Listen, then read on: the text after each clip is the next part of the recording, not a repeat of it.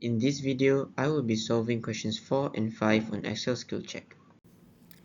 Now that you have read both questions, let's solve for question 4 first. Now you can see that there are two different graphs. The orange graph represents the completed square graph, whereas the blue graph represents the graph y equals to x squared. The completed square graph, you can notice that it is shifted 2 units to the left compared to the base graph due to x plus 2 shown here, and it is shifted 1 unit up since there is a plus 1 outside the square, which is shown here. And despite changing the values despite changing the coefficients, such as a equals to a instead of -1 is equals to 1, and b and c remains unchanged, as you can see, the difference in the graphs does not change as compared to the other.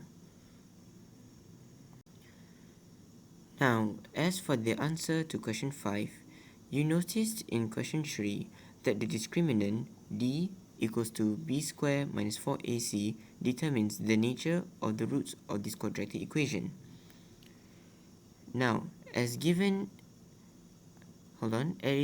in the top left corner with a equals to 1, b equals to 4, and c equals to 5, the numeric discriminant is -4, meaning there is no real solution, given that the numeric solutions of x1 and x2 are num. However, when you change the value of a into -1 and the other values remain unchanged, the numeric discriminant is now 36. And so, there are now two real solutions, being -1 and 5.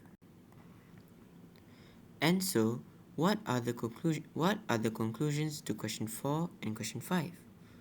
Well, as stated here in the yellow blanks, for question 4, I conclude that the completed square graph is shifted 2 units to the left and 1 unit up from the base graph y equals to x squared.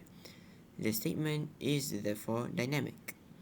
As for the conclusion to question 5, as the discriminant changes, the number of real solutions changes.